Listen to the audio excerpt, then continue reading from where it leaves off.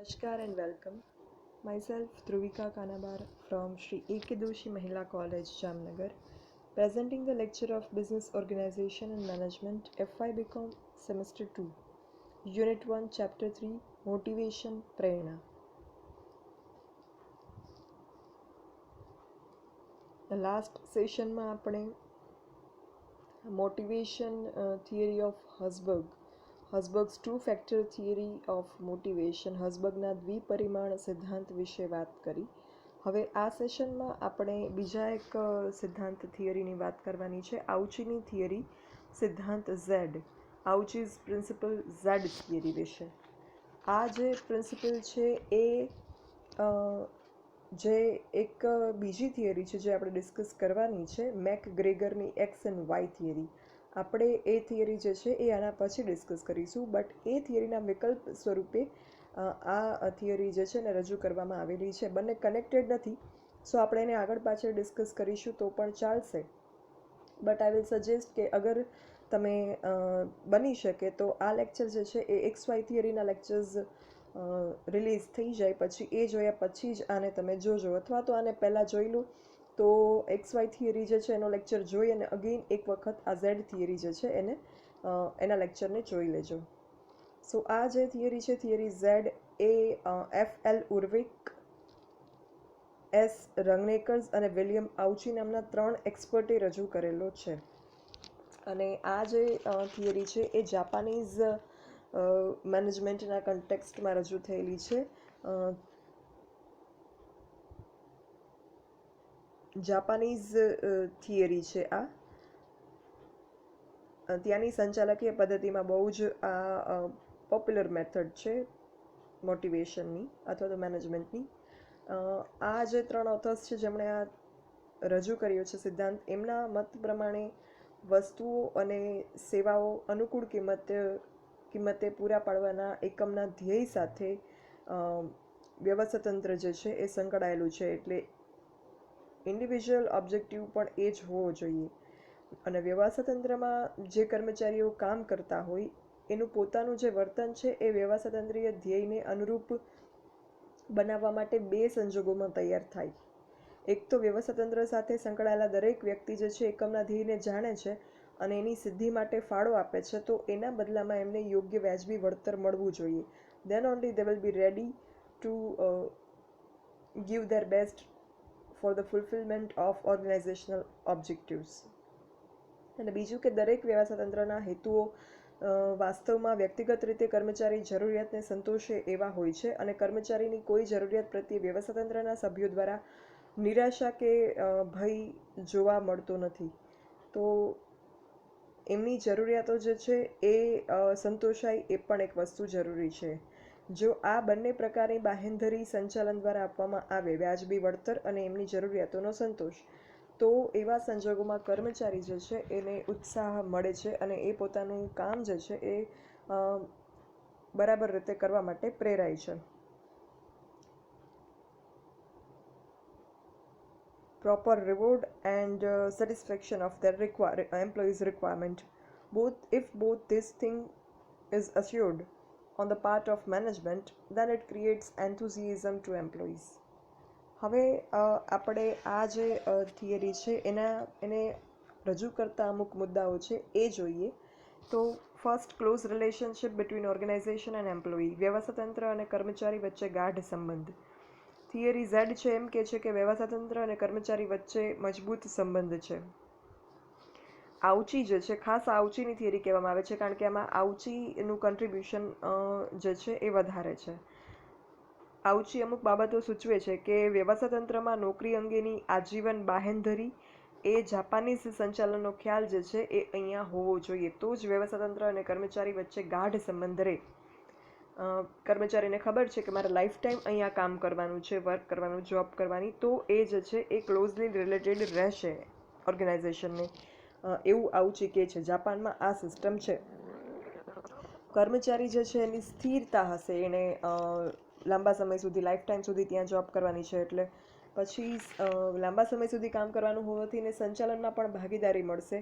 તો એ પડકારોનો સફળતાપૂર્વક સામનો કરવા માટે અને કાર્યોને બરાબર રીતે કરવા માટે એ જ છે પ્રેરાશે. એવું નથી કે અહીંયા 100% એશ્યોરન્સ આપવામાં આવે છે લાઈફ ટાઈમ જોબનો. ક્યારેક આકસ્મિક સંજોગ કોઈ એવા થાય તો કર્મચારીને છૂટા કરવાની સ્થિતિ પણ આવે, પણ ત્યારે પણ માલિકો અને શેરહોલ્ડરોના રક્ષણના આશય વિના પરિણામોનું નુકસાન, ઓછો નફો કે થોડા સમય પૂરતી ખોટ પણ ઉઠાવવા માટે એકમ જે છે તૈયાર થઈ જાય છે, એવું આઉચી કહે છે.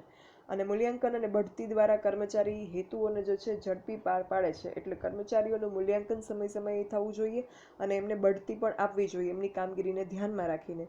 જો એ કરવામાં આવે તો વ્યવસ્થા તંત્રમાં સ્થિરતા આવે.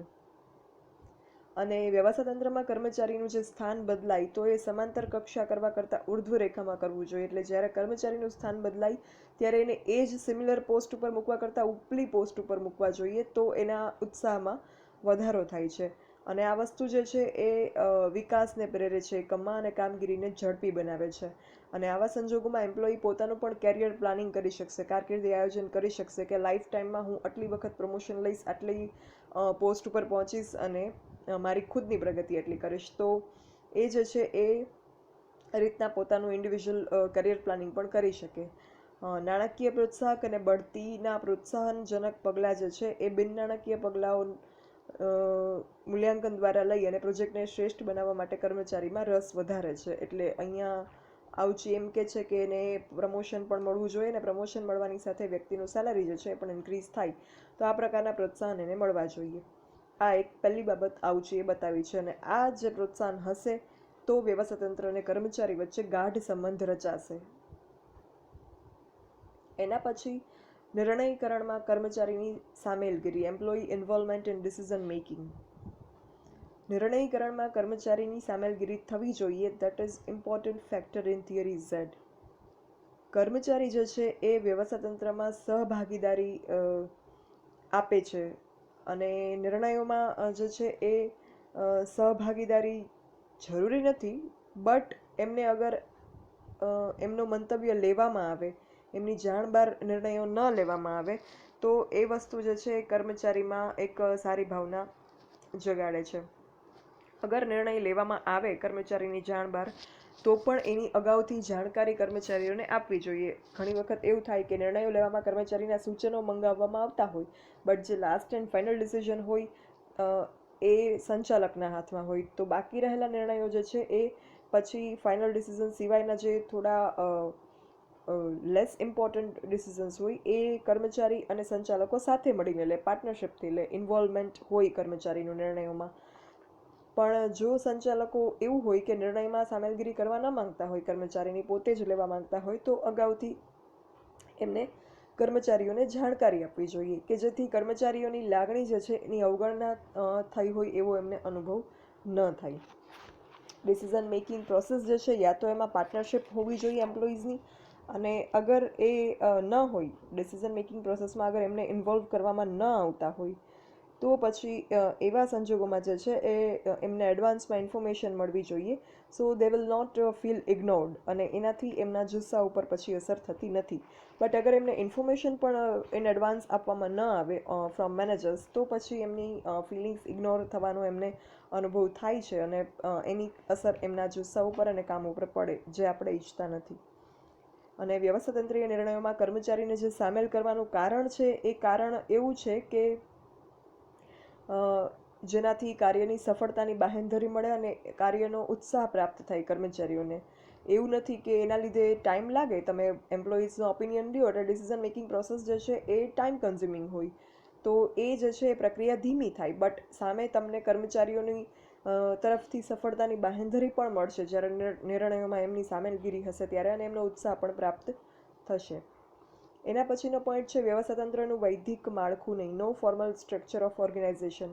આપણે જે વ્યવસ્થાતંત્રનું ચેપ્ટર ભણ્યા અને જે ભણીએ છીએ મેનેજમેન્ટમાં આપણે ફોર્મલ સ્ટ્રક્ચર, એ શું છે? Top level, middle level, bottom level. Top level જે છે એ ઉચ્ચ સપાટીના સંચાલકો દ્વારા અમુક કામ જ કરવામાં આવે, મિડલ લેવલ સપાટી દ્વારા અમુક કામ કરવામાં આવે, મિડલ લેવલ સપાટી જે છે એ ઉચ્ચ સપાટીને ઉત્તરદાયિત્વ એમના માટે ધરાવે છે, એકાઉન્ટેબલ છે, અને જે તળ સપાટી છે એમને એ કામ સોંપે છે, અને તળ સપાટી છે એ મિડલ અને ટોપ બંને લેવલ માટે ઉત્તરદાયિત્વ ધરાવે છે. આ પ્રકારનું આપણે એક સ્ટ્રક્ચર ઓફ ઓર્ગેનાઇઝેશન ભણીએ છીએ. બટ થિયરી ઝેડ છે એ વ્યવસ્થાતંત્રના કોઈ પણ પ્રકારના આવા વૈધિક માળખા માટે ના પાડે છે. એના બદલે સંપૂર્ણપણે જૂથ આધારિત કાર્ય કરવા જોઈએ કે જેનાથી પરસ્પરના સહકાર દ્વારા માહિતીની આપલે થઈ શકે, સંશોધનો થઈ શકે, યોજનાઓ કરી શકાય, એવું એ સૂચવે છે. માનવીય સંબંધો અને લાગણીઓ દ્વારા સહકારથી કાર્ય કરવા સાથે સંબંધિત આઉચી જે છે એ બાસ્કેટબોલની ટીમનું એક્ઝામ્પલ આપે છે કે બાસ્કેટબોલની ટીમ જે છે એમાં કોઈ વ્યવસ્થા તંત્ર નથી હોતું. જેને ચાન્સ મળે એ બોલને આગળ પાસ કરે અને પછી જે નેટ સુધી બાસ્કેટ સુધી જે બોલને પહોંચાડી શકે એ પહોંચાડી દે. એમાં કોઈ ફિક્સ ના હોય કે આ જે પ્લેયર છે એ પાસ જ કરશે, આ પ્લેયર છે એ નેટ સુધી જ પહોંચાડશે. તો એવા કોઈ રૂલ્સ નથી હોતા. It goes with the flow. કઈ રીતે જે છે એ ખેલાડીઓ જે છે એ બોલને પાસ કરે છે અને એવી રીતે પછી બાસ્કેટ સુધી પહોંચી જાય છે. ઓટોમેટિકલી એક કોઓર્ડિનેશન આવી જાય છે જે ટીમ હોય છે એમાં. તો અહીંયા પણ એવું થવું જોઈએ એવું આઉચી કહે છે. અહીંયા જે છે એ કોઈ પણ પ્રકારનું વ્યવસ્થા તંત્ર ન હોવું જોઈએ અને નિર્ણયો જે છે એ બધાએ મળીને લેવાના અને કાર્ય વહેંચણી જે છે એના માટે પણ કોઈ બહુ જરૂરિયાત રહેતી નથી ફોર્મલ વેની, વૈધિક રીતની. અને આવી રીતે સંગઠિત થયેલા કર્મચારીઓ સંચાલકીય હેતુ સિદ્ધિ માટે પ્રયત્ન કરે છે. એટલે વ્યવસ્થા તંત્રના નકશાને અહીંયા સ્થાન નથી કે વિભાગો પણ અહીંયા નથી કે આ વિભાગ આના અંડરમાં વર્ક કરે કે આ વિભાગ આના માટે એકાઉન્ટેબલ છે, રિસ્પોન્સિબલ, એવું કંઈ જ અહીંયા હોતું નથી. જૂના કર્મચારીઓની વારાફરતી અગત્યના કાર્યમાં નિમણૂક થતી રહે અને એમની જે કામગીરી છે એ અસરકારક બનતી રહે. એ રીતે અહીંયા જે છે એ એક જૂથ શક્તિ ઉપર સફળતાનો આધાર અહીંયા રાખવામાં આવે છે according to theory Z. Group strength જે છે એ સક્સેસનો બેઝ છે એવું અહીંયા માનવામાં આવે છે. એટલે અહીંયા જે ડાયાગ્રામ છે એમાં પણ તમે જોઈ શકો છો તો આ એક બાસ્કેટબોલની ટીમના પ્લેયર્સ ઊભા હોય એ ટાઈપનું જ લાગે. કોના અંડરમાં એવું નથી. જ્યારે આપણે પેલું જોતા હોઈએ જે ફોર્મલ સ્ટ્રક્ચર હોય તો એ કેવું પ્રકારનું હોય અગર આપણે વાત કરીએ તો એ જે છે એક બ્લેન્ક પેજમાં હું તમને એક્સપ્લેન કરું તો યસ, જે ફોર્મલ સ્ટ્રક્ચર હોય એ કયા પ્રકારનું હોય આપણે જોતા હોઈએ તો એમાં આ રીતના હોય. આમ એક હોય ટેબલ, પછી એના અંડરમાં વળી બીજા જે છે એ પાર્ટ હોય,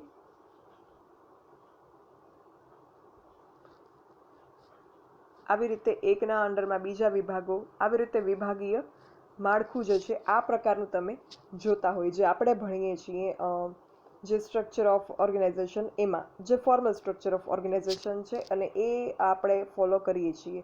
તો એ જે છે એ બીજા કન્ટ્રીઝની મેથડ છે, બટ જાપાનમાં આ પ્રકારનું હોય છે અને આઉચી થિયરી ત્યાંથી ઇન્સ્પાયર્ડ છે. એના પછીનો પોઈન્ટ છે કોઓર્ડિનેશન અમોંગ હ્યુમન એલિમેન્ટ, માનવ તત્વ વચ્ચે સંકલન. જે નેતા છે એનું કાર્ય ઉત્પાદકતા માટે ટેકનોલોજીને સંકલિત કરવાનું નથી પણ કર્મચારીને સંકલિત કરવાનું છે. અને જે કર્મચારીઓ છે એ એમની એબિલિટીઝને ડેવલપ કરશે અને ગ્રુપનું ડેવલપમેન્ટ કરશે અને પ્રોત્સાહન દ્વારા ધ્યેય સિદ્ધિ કરવાની થિયરી જે છે એ પણ અહીંયા વિકાસ થાય છે કે સંચાલકે કર્મચારીઓને પ્રોત્સાહિત કરવાના છે, એમનો વિશ્વાસ પ્રાપ્ત કરવાનો છે જેથી એ સહકાર આપે કામગીરીમાં. કર્મચારી અને સંચાલકો કાર્ય અંગે ખાતરી કે સહમતિ આપે એ પહેલાં એમની સાથે પરસ્પર ચર્ચા કરવામાં આવે છે, વિશ્લેષણ કરવામાં આવે છે, સંવાદો કરવામાં આવે છે અને નેતાએ જે છે એ કર્મચારીઓનો વિશ્વાસ પ્રાપ્ત કરવાનો છે કે જેથી કાર્યો જે છે અસરકારક રીતે પાર પાડી શકાય અને સંપૂર્ણ રીતે મુક્ત વાતાવરણ અને પ્રમાણિક સંબંધો ઊભા થઈ શકે. આ એક સામાન્ય સંસ્કૃતિ જે છે આ પ્રકારની વિકસાવવામાં આવે છે કે જેથી વ્યવસ્થા તંત્રમાં જૂથની લાગણી ઊભી થાય. માનવ તત્વ જે છે આખા યુનિટનું જેટલા પણ હ્યુમન બીંગ્સ કે હ્યુમન ફોર્સ વર્ક કરે છે એમની વચ્ચે સંકલન થાય, કોઓર્ડિનેશન થાય, એક કોમન કલ્ચર ડેવલપ થાય, એના માટે ઓર્ગેનાઇઝેશનલ ગ્રુપ વચ્ચે ડેવલપ થાય કલ્ચર, એના માટેના પ્રયત્ન નેતા દ્વારા કરવામાં આવે છે. અહીંયા ડાયાગ્રામમાં પણ તમે જોઈ શકો છો કે કઈ રીતે હ્યુમન રિલેશનશિપને એસ્ટાબ્લિશ કરવાનો પ્રયત્ન થાય છે. તો આ રીતના થિયરી ઝેડ જે છે એ બીજી થિયરી કરતાં કર્મચારીને પ્રોત્સાહન માટે સર્વાંગી પરિવર્તન સૂચવે છે. અને પ્રોત્સાહન પણ અહીંયા કયા પ્રકારનું છે, ખાસ કરીને વિકાસલક્ષી અને નાણાકીય છે, કારણ કે પ્રમોશનની વાત આવે છે અને વ્યાજબી વળતરની વાત આવે છે. અને સંચાલકીય કાર્યો માટે જુદી જુદી સંચાલન પદ્ધતિઓ જે છે એ સૂચવીને પરિવર્તનો પણ સૂચવે છે. બટ ઇફ વી થિંક કે ઇન્ડિયન ઓર્ગેનાઇઝેશનમાં થિયરી ઝેડ જે છે એ સક્સેસ જાય ખરા, જાપાનીઝ ઓર્ગેનાઇઝેશનમાં આ થિયરી સક્સેસ ગઈ છે. બટ હવે પ્રશ્ન એ છે કે શું આ થિયરી આપણી કન્ટ્રીમાં સક્સેસ જશે અથવા તો જાય, એપ્લાય કરવામાં આવે, અડોપ્ટ કરવામાં આવે તો? પ્રશ્ન એ છે. હવે આ પ્રશ્ન એટલા માટે છે કારણ કે અત્યારે આપણે વધુને વધુ જાપાનીઝ વ્યવસ્થાતંત્ર સાથે કનેક્ટ કરીએ છીએ કે જે ઝેડ થિયરી પર આધારિત છે. તો આ પ્રક્રિયામાં આપણે જાપાનથી જે છે થિયરી એડોપ્ટ કરી શકીએ. સાથે સાથે પાશ્ચાત્ય સંચાલન પદ્ધતિ પણ અમલમાં છે. વેસ્ટર્ન કન્ટ્રીઝની મેનેજમેન્ટ મેથડ્સ પણ આપણે એપ્લાય કરીએ છીએ. અને એ ઉપરાંત આપણી સામાજિક સંસ્કૃતિ થિયરી ઝેડની જરૂરિયાત કરતાં જુદી જોવા મળે છે. એટલે સંપૂર્ણ સફળતા અંગે અહીંયા એક પ્રશ્ન છે.